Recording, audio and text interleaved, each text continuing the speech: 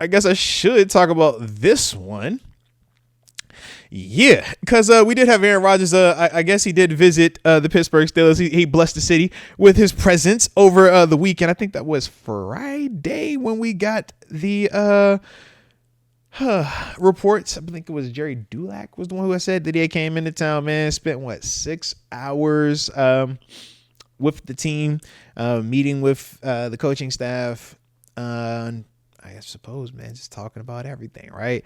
What I'll say is but to also give context, did not leave with a contract. And the reports did say that no deal was imminent, but this was just a productive just meeting, I suppose. So what I look at it is like this, man, or what I'll say is from personal experiences. When you go on a visit, man, one or two things usually happen. Usually you're not going on that visit unless you really want to get a deal done, or you got to go out there and get the first stuff taken care of, which is the medical stuff. Talk philosophies. They want to check to see, okay, how healthy are you? And then after I get my doctors to look at you, man, let's come in here and let's get in the classroom, man. Let's watch some tape together. Let's talk personality wise. Let's talk, what do you see for yourself this upcoming season? What are you looking for in a team? What do you think we offer and what do you offer us? Those are the type of conversations that typically happen on visits, right? Now, like I said, from my experiences, man, when you take that visit, usually the deal is getting closer to getting done, finalized.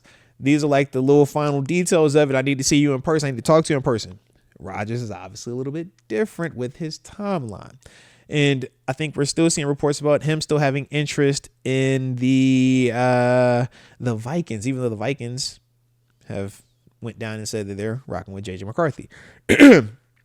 So with that, once again, you're in this spot where now it's like, all right, Rodgers, we appreciate you, pulling up on this. Like, that was exciting.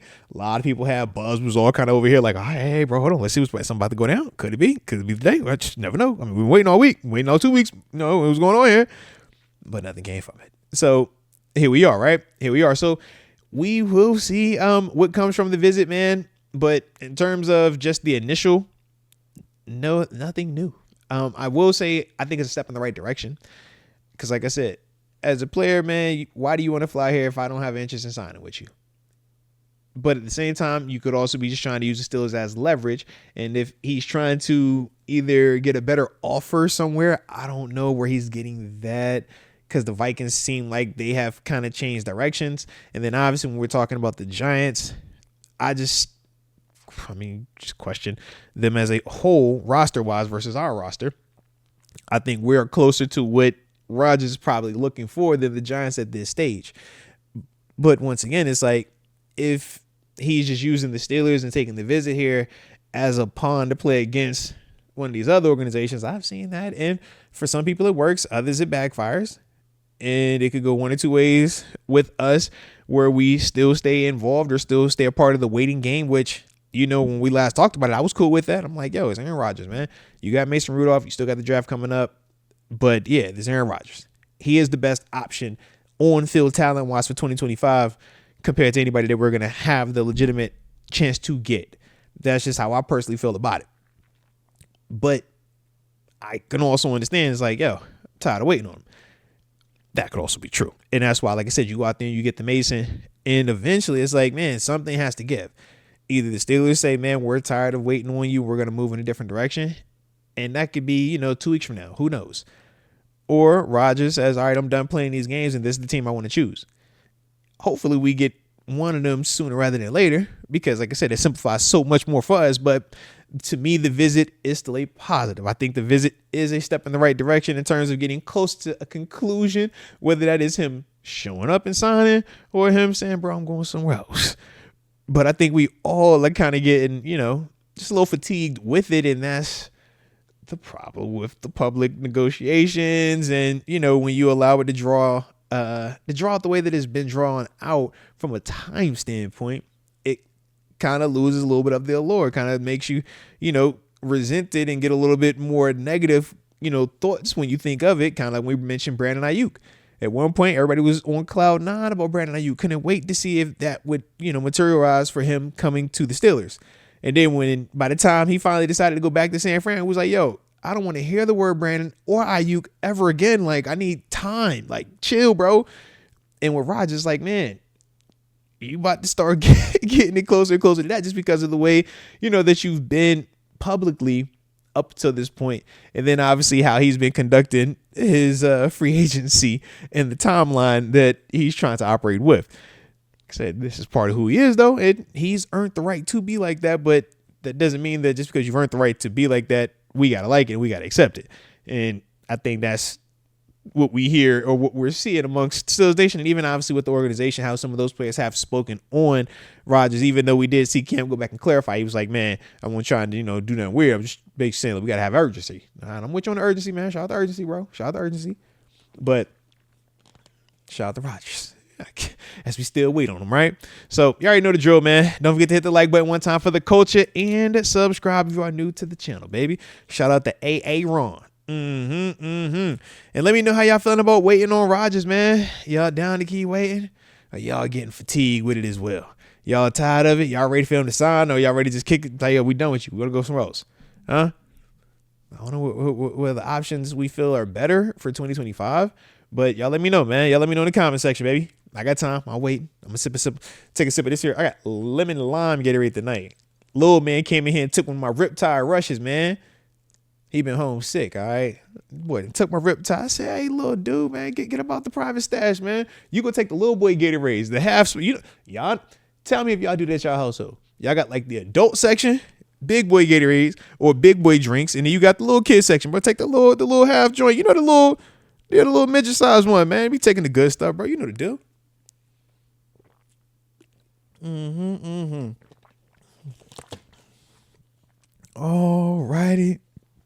All righty. Heather Dope says she's over the waiting game. I feel you on that. I do. I could definitely feel you on that. David Decker says trade up for Arch Manning in 2026. I can dig that, but we're going to do it in 2025, though, baby. That's that 2025 I didn't answer for, baby. I need that first.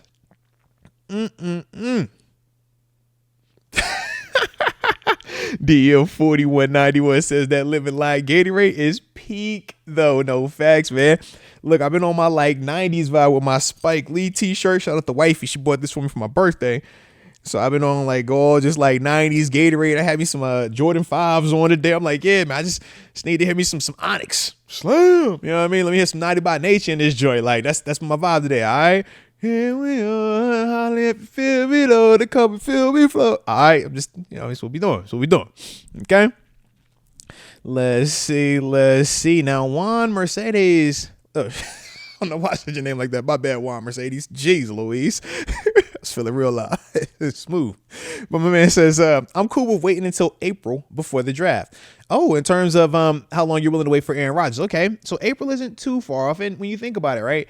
Wait until April, but still being before the draft, it doesn't kill anything one way or the other, largely due to the fact that it's not like we're missing out on a draft pick or we're missing out on another free agent. We kind of, it's either we're going to draft something in the first round at quarterback or we're going to have Aaron Rodgers and draft something at quarterback later on in the draft. You know what I mean? Like, it's one or the other. So, yeah, waiting until April, that doesn't hurt anything. We still do have time. I know for me, I'm kind of in that same thought process, man. I'm cool waiting up until the draft. After that, man, let's go get some. Let's go see what this draft talking about.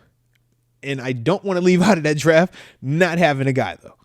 I don't want to do that because now I feel like Rodgers owns me and he going to set that price and there's nothing I can do about it. I don't want to be in that position. All right. Ooh, Malvo Desert says, Russ. Hannibal says, I'd sign Russ today. David Decker says, Mason for QB1. Okay. Jay Farrell is saying, yo, here we go with Russ. I can dig it. There. All right. And then Malvo Desert also says, with Russ, seeing they said he want $5 million for 1 year. Shoot, I think that might have been what he initially wanted. I don't know if that's the case now.